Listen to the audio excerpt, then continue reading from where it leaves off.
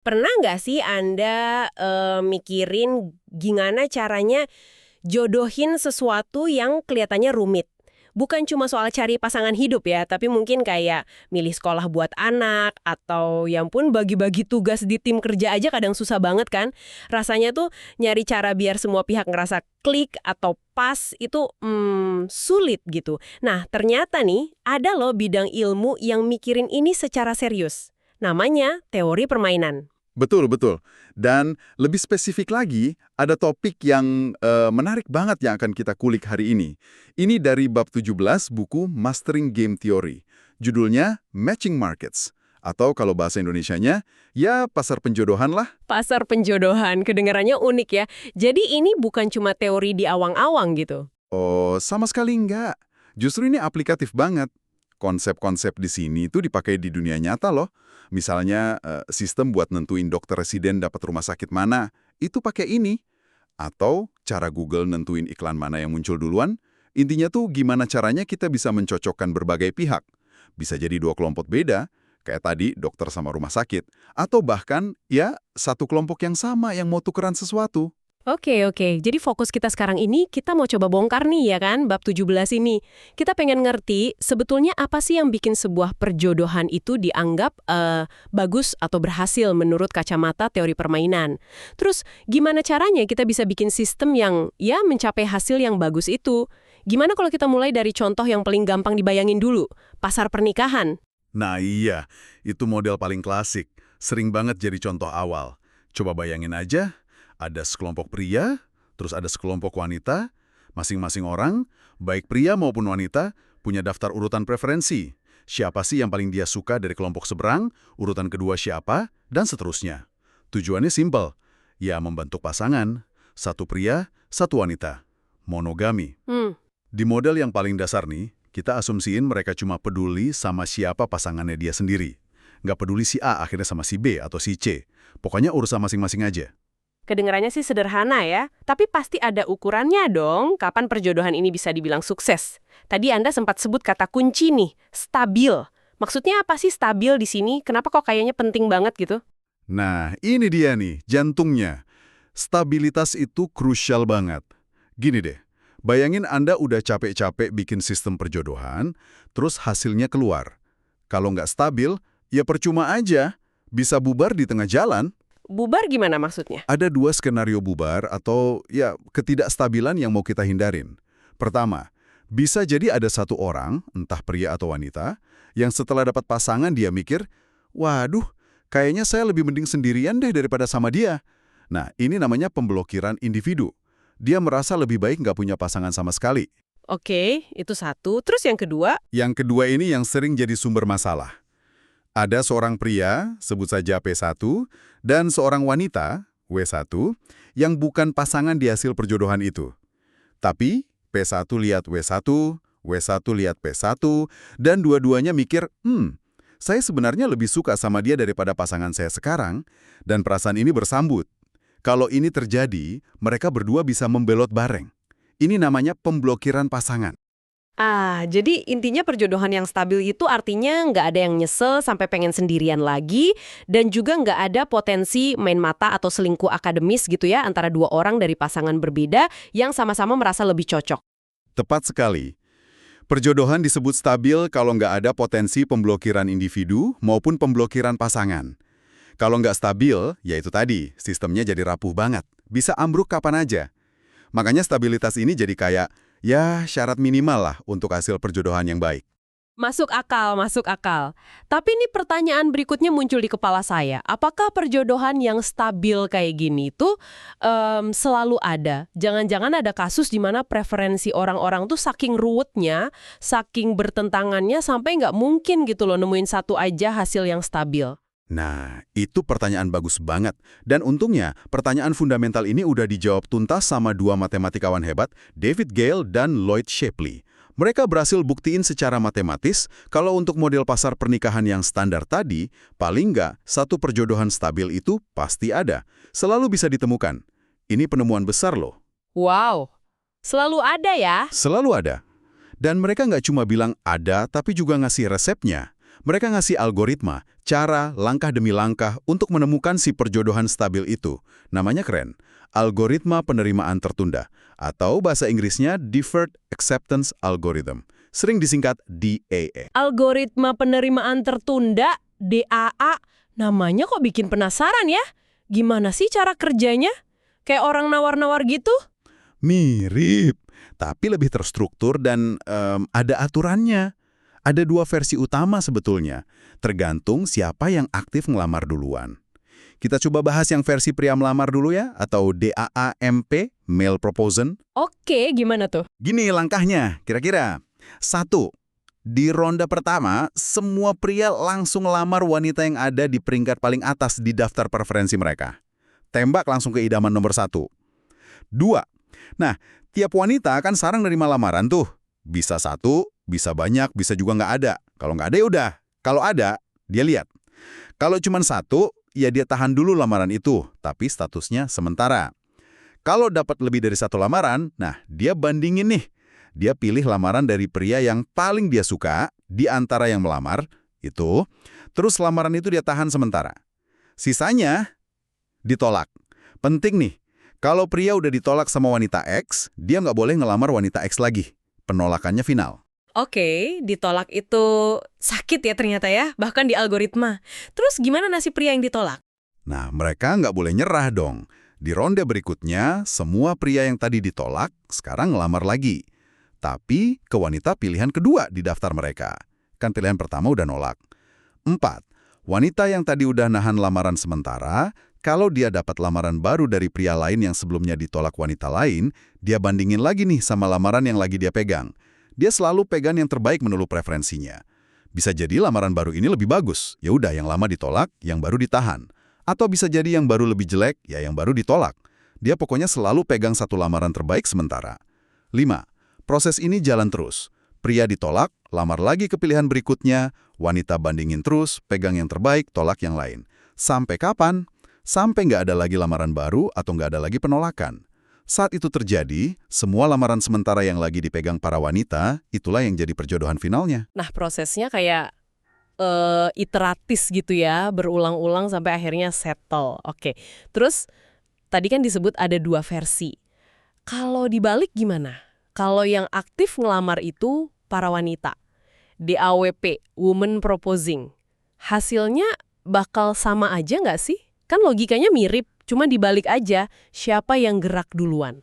Nah, ini dia nih salah satu temuan yang paling menurut saya ya, mengejutkan dan punya implikasi gede banget. Ternyata, siapa yang mulai duluan itu penting banget. Hasilnya bisa beda. Gale dan Shapley juga buktiin ini. Kalau pria yang melamar DAMP, hasil perjodohan stabil yang didapat itu adalah yang paling bagus buat kelompok pria secara keseluruhan. Nggak ada perjodohan stabil lain di mana semua pria bisa dapat pasangan yang minimal sama bagusnya, dan setidaknya ada satu pria yang dapat lebih baik. Istilahnya, ini optimal bagi pria. Optimal buat pria ya. Terus kalau wanita yang melamar? Kebalikannya, kalau wanita yang melamar DAWP, hasil perjodohan stabilnya itu yang optimal bagi para wanita. Paling bagus buat kelompok wanita secara keseluruhan. Tunggu, ini menarik banget. Jadi pakai algoritma yang intinya sama, cuma beda siapa yang nembak duluan, bisa ngasilin 2 perjodohan stabil yang berbeda, dan masing-masing lebih menguntungin satu pihak. Ini kayak ada privilege buat yang ngelamar gitu ya. Kedengarannya agak, gimana ya, kurang seimbang mungkin. Tepat. Ini nunjukin kalau di dalam pasar perjodohan itu ada konflik kepentingan, yang ya emang udah bawaannya gitu. Nggak ada satu hasil stabil yang otomatis jadi terbaik buat semua orang. Makanya pilihan mekanisme siapa nih yang kita suruh ngelamar, itu punya konsekuensi langsung ke siapa yang bakal lebih diuntungkan. Ini bukan cuma urusan teknis algoritma lagi, tapi udah masuk ke ranah desain sistem. Mau lebih pro pria atau pro wanita misalnya. Wah, jadi mikir ya. Iya kan? Bahkan kalau kita lihat lebih dalam lagi, himpunan semua kemungkinan perjodohan stabil yang bisa terjadi itu ternyata punya hubungan erat sama konsep penting lain di teori permainan, namanya core. Core itu intinya adalah hasil-hasil yang nggak bisa diganggu-gugat oleh sekelompok orang yang mau bikin koalisi sendiri demi keuntungan mereka. Jadi, stabilitas yang kita bahas ini punya dasar teori yang kuat banget sebenarnya. Keren-keren. Ada hubungannya sama core segala. Tapi tadi kan kita asumsi preferensinya simple ya, cuma peduli pasangan sendiri. Gimana kalau di dunia nyata kan lebih ribet tuh? Misalnya ada, maaf nih, campur tangan orang tua, atau selera kita jadi beda kalau tahu teman kita dapat siapa gitu. Nah, Anda nyentuh titik kritisnya. Begitu kita masukin faktor eksternalitas, di mana kepuasan kita ikut dipengaruhi sama perjodohan orang lain. Jaminan dari Gail Shapley tadi, bahwa perjodohan stabil itu selalu ada, itu bisa hilang loh. Oh ya, bisa nggak ada sama sekali? Bisa. Ada contoh-contoh di literatur, misalnya perjodohan tiga pihak gitu, di mana preferensinya saling terkait. Dan ternyata, nggak ada satupun konfigurasi pasangan yang memenuhi syarat stabilitas tadi. Semuanya bisa diblokir, entah oleh individu atau pasangan. Jadi asumsi awal bahwa preferensi itu sifatnya individualis, itu cukup krusial untuk jaminan eksistensi yang dibuktikan Gail Shapley. Oke, jadi model pernikahan satu ke satu ini udah ngasih kita banyak pelajaran ya, soal stabilitas, optimalitas, dan potensi konflik. Sekarang gimana kalau konteksnya kita geser dikit? Kayak tadi, penerimaan mahasiswa ke universitas. Kan satu universitas bisa nerima, katakanlah ratusan mahasiswa, bukan cuma satu pasangan. Betul sekali. Ini kita masuk ke model yang namanya pencocokan banyak ke satu atau many-to-one matching. Sekarang pemainnya adalah kampus atau universitas dan siswa. Bedanya apa? Kampus punya kuota, bisa nerima lebih dari satu siswa. Terus preferensi kampus itu biasanya atas kelompok siswa. Misalnya, kampus lebih suka kombinasi siswa A, B, C daripada A, B, D. Sementara siswa, preferensinya tetap ke kampus mana yang dia mau. Atau mungkin opsi nggak diterima sama sekali. Nah, kalau gini konsep stabilitasnya jadi lebih ribet nggak sih? Kan bukan cuma pasangan pria-wanita lagi yang perlu dicek. Definisinya memang jadi sedikit lebih panjang. Tapi idenya tetap sama kok.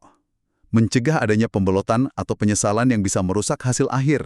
Sebuah perjodohan, siapa diterima di kampus mana, dianggap nggak stabil kalau ada salah satu dari kondisi ini. Ada siswa yang lebih milih nggak kuliah aja daripada masuk ke kampus yang nerima dia? Ada kampus yang nerima siswa, tapi sebenarnya si kampus ngerasa si siswa ini lebih jelek daripada kalau kursi itu dibiarin kosong aja. Nah, ini yang paling sering ada pasangan kampus C siswa S, di mana si siswa S ini nggak diterima di kampus C.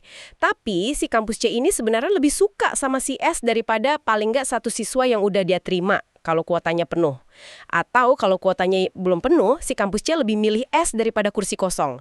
Dan pada saat yang sama, si siswa S ini juga lebih milih kampus C daripada kampus tempat dia diterima sekarang. Atau kalau dia nggak diterima di mana-mana. Intinya, ada potensi deal yang lebih baik buat keduanya, siswa dan kampus yang belum terwujud di hasil perjodohan itu ya. Persis, ada potensi pertukaran yang saling menguntungkan yang belum terjadi. Nah, pertanyaannya, algoritma DAA tadi yang buat satu ke satu masih bisa dipakai nggak di sini? Kan situasinya udah many to one. Iya juga ya. Gimana tuh? Hebatnya bisa. Algoritma DAA itu ternyata cukup fleksibel. Bisa diadaptasi buat kasus banyak ke satu ini. Ada versi siswa melamar, DAA-SA, Student Applying. Dan ada versi kampus melamar, DAA-CP, College Proposing. Cara kerjanya mirip banget. Pihak yang melamar ngirim aplikasi atau tawaran ke pilihan teratas mereka. Pihak penerima yang punya kuota akan nahan sementara sejumlah pelamar terbaik sesuai kuotanya dan nolak sisanya. Yang ditolak, ya coba bagi ke pilihan berikutnya. Kadang, untuk analisisnya, para ahli suka ngebayangin setiap kursi di kampus itu kayak agen sendiri, jadi seolah-olah balik lagi ke masalah satu ke satu, tapi dengan banyak agen di sisi kampus. Oh, jadi kayak dipecah gitu ya per kursinya. Terus hasilnya gimana? Jaminan stabilitas sama sifat optimalitas yang tadi itu masih berlaku juga. Masih berlaku. Teori membuktikan bahwa perjodohan stabil itu selalu ada juga di kasus banyak ke satu ini. Dan lagi-lagi konflik optimalitas yang tadi kita bahas itu muncul kembali. Persis sama polanya. Kalau siswa yang melamar DAS-A, hasilnya stabil dan optimal buat para siswa. Kalau kampus yang melamar DAS-CP, hasilnya stabil dan optimal buat para kampus. Wah, beneran polanya sama ya? Ini penting banget pasti di dunia nyata. Kayak tadi contoh dokter residen itu ya. Iya, contoh paling terkenalnya itu National Resident Matching Program (NRMP) di Amerika Serikat. Mereka pakai algoritma yang basisnya di AA ini. Dan dulu sempat ada perdebatan panjang soal mekanisme mana yang dipakai, apakah yang pro calon dokter atau yang pro rumah sakit. Karena ya itu tadi, pilihan algoritmanya punya dampak langsung ke siapa yang secara rata-rata dapat hasil lebih baik. Jadi ini bukan cuma teori main-main di buku teks, tapi beneran dipakai dan konsekuensinya nyata banget. Keren banget sih kalau dipikir-pikir, algoritma dari teori permainan bisa ngatur perjodohan sepenting itu. Oke, jadi kita udah lihat yang dua sisi ya, satu ke satu, pernikahan, dan banyak ke satu, mahasiswa. Ada lagi nggak model perjodohan lain yang dibahas di bab ini yang mungkin beda lagi dinamikanya? Ada satu lagi yang cukup unik dan menarik, namanya pasar perumahan atau housing market. Ini model klasik dari Shapley dan Scarf. Bayanginnya gini, ada sekelompok orang, N orang, masing-masing orang ini awalnya udah punya satu rumah. Nah, setiap orang punya daftar preferensi, dia paling suka rumah siapa, urutan kedua rumah siapa, dan seterusnya, termasuk rumahnya sendiri juga ada di daftar itu. Tujuannya apa? Tujuannya adalah melakukan realokasi atau pertukaran rumah di antara mereka supaya hasilnya jadi lebih baik buat semua orang, atau setidaknya nggak ada yang mau memberontak. Ini beda ya. Nggak ada dua kelompok kayak pria, wanita, atau siswa kampus. Cuma ada satu kelompok orang yang mau tuker-tukeran barang rumah di antara mereka sendiri. Terus, gimana dong cara mendefinisikan stabilitas kalau konteksnya kayak gini? Konsepnya memang sedikit beda di sini. Nggak pakai pemblokiran pasangan kayak tadi, tapi pakai ide yang namanya pemblokiran kuat oleh koalisi. Gini cara kerjanya. Bayangin ada sekelompok orang, S, di antara N orang tadi. Kelompok S ini bisa dibilang memblokir suatu alokasi rumah kalau mereka bisa melakukan pertukaran rumah hanya di antara anggota kelompok S itu sendiri, pakai rumah yang mereka punya awalnya, dan hasilnya, setiap orang di dalam kelompok S itu dapat rumah yang lebih dia sukai daripada rumah yang dia dapat di alokasi awal tadi. Oke, jadi kalau ada, katakanlah, 3 orang yang bisa bikin geng, terus tukar-tukeran rumah di antara mereka bertiga aja, dan hasilnya mereka bertiga jadi lebih happy semua dibanding sebelumnya, nah itu berarti alokasi awal tadi nggak stabil ya? Karena geng itu bisa memblokir. Persis, kalau ada geng atau koalisi yang bisa bikin kesepakatan internal yang menguntungkan semua anggotanya, berarti alokasi awal itu belum bagus, belum stabil. Nah, alokasi yang kebal yang nggak bisa diblokir oleh koalisi manapun, sekecil apapun koalisinya, itu disebut berada dalam weak core. Dan ini dia hasil yang menurut saya paling mencengangkan dari Shapley dan Scarf untuk pasar perumahan ini. Apa tuh? Weak core ini, atau himpunan alokasi yang stabil dari pemblokiran koalisi, ini nggak cuma selalu ada, tapi juga selalu hanya berisi satu alokasi unik. Hah? Cuma satu? Beneran cuma satu? Itu beda banget sama DAA tadi yang bisa ngasilin beberapa kemungkinan stabil kan? Kalau ini cuma satu, berarti nggak ada konflik optimalitas dong. Terus, gimana cara nemuin satu-satunya alokasi ajaib ini? Pasti rumit ya algoritmanya? Nah, justru disinilah keindahan lainnya. Algoritma buat nemuinnya itu ternyata sangat elegan dan intuitif banget. Namanya Top Trading Cycles atau TTC. Cara kerjanya seru nih. 1. Minta setiap orang nunjuk ke pemilik rumah yang paling dia inginkan saat itu. Jadi kalau saya paling suka rumah Anda, saya nunjuk ke Anda. 2, karena jumlah orangnya terbatas, kalau semua orang nunjuk ke seseorang, pemilik rumah idaman, pasti secara matematis akan terbentuk minimal satu rantai tertutup atau siklus. Misalnya, A nunjuk pemilik rumah B nunjuk pemilik rumah C malah nunjuk pemilik rumah A. Nah, itu siklus A, B, C, A. 2, karena jumlah orangnya terbatas, kalau semua orang nunjuk ke seseorang, pemilik rumah idaman, pasti secara matematis akan terbentuk minimal satu rantai tertutup atau siklus. Misalnya, A nunjuk pemilik rumah B nunjuk pemilik rumah C malah nunjuk pemilik rumah A. Nah, itu siklus. Begitu ketemu siklus, semua orang yang ada di dalam siklus itu langsung melakukan pertukaran sesuai arah panah tunjukan mereka. Jadi di contoh tadi, A dapat rumah B dapat rumah C dapat rumah A. Mereka langsung clear, dapat rumah baru, dan ceritanya mereka keluar dari pasar. Rumah mereka yang lama juga ikut keluar. 2, karena jumlah orangnya terbatas, kalau semua orang nunjuk ke seseorang, pemilik rumah idaman, pasti secara matematis akan terbentuk minimal satu rantai tertutup atau siklus. Misalnya, A nunjuk pemilik rumah B, B nunjuk pemilik rumah C, C malah nunjuk pemilik rumah A. Nah, itu siklus. 4. Ulangi lagi prosesnya dengan orang-orang dan rumah-rumah yang masih tersisa. Suruh nunjuk lagi pemilik rumah idaman teratas dari yang tersisa, cari lagi siklus baru yang terbentuk, lakukan pertukaran dalam siklus itu, keluarkan anggotanya. 2. Karena jumlah orangnya terbatas, kalau semua orang nunjuk ke seseorang, pemilik rumah idaman, pasti secara matematis akan terbentuk minimal satu rantai tertutup atau siklus. Misalnya, A nunjuk pemilik rumah B, B nunjuk pemilik rumah C, C malah nunjuk pemilik rumah A. Nah, itu siklus. 5. Gitu terus sampai semua orang udah dapat rumah baru lewat siklus-siklus tadi. Wah, kayak main detektif nyari siklus gitu ya. Seru juga kayaknya. Dan algoritma TTC ini dijamin nemuin satu-satunya alokasi yang ada di W-core itu. Yang stabil dan nggak bisa diblokir sama geng manapun. Dijamin 100%.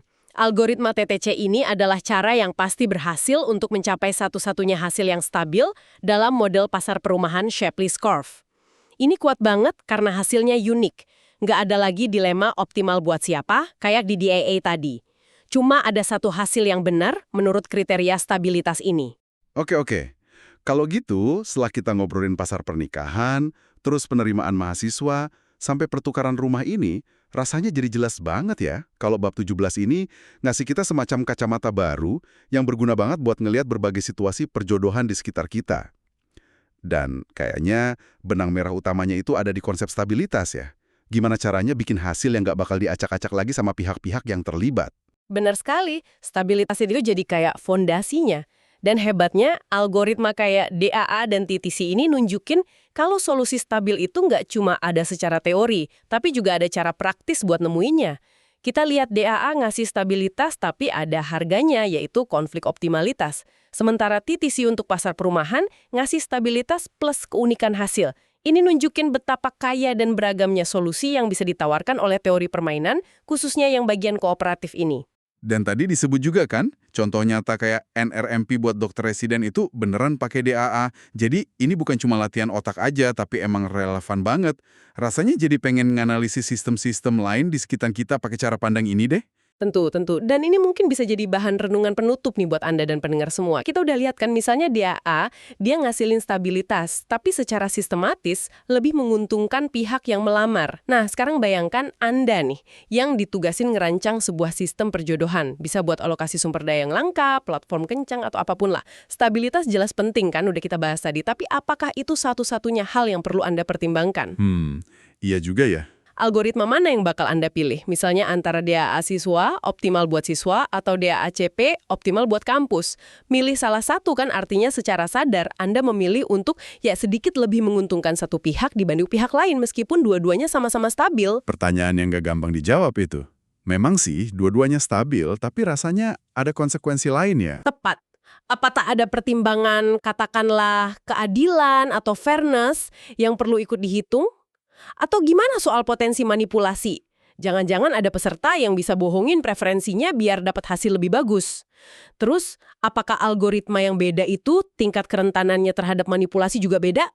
Nah, bab 17 ini ngasih kita dasar yang kuat banget soal stabilitas dan mekanisme. Tapi pertanyaan waktu mau diterapkan di dunia nyata, itu seringkali jadi lebih kompleks. Ada nilai-nilai lain, ada trade-off lain yang perlu dipikirin. Intinya, apa sih yang kita prioritaskan waktu kita membangun pasar untuk interaksi antar manusia ini? Wah, ini bener-bener bikin mikir ya. Ternyata di balik sistem perjodohan yang kelihatannya, ya, gitu-gitu aja, ada pertarungan kepentingan.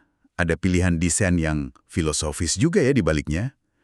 Stabilitas itu penting banget, tapi mungkin emang bukan akhir dari segalanya. Ya, mungkin itulah salah satu keindahan sekaligus tantangan dari menerapkan teori permainan ke dunia nyata ya. Di satu sisi, dia bantu kita melihat struktur masalah jadi lebih jernih, lebih logis. Tapi di sisi lain, dia juga maksa kita buat berhadapan langsung dengan pertanyaan-pertanyaan yang sifatnya normatif. Apa sih yang kita anggap sebagai hasil yang baik, atau adil, atau benar? Dan seringkali jawabannya nggak sesederhana yang kita bayangkan.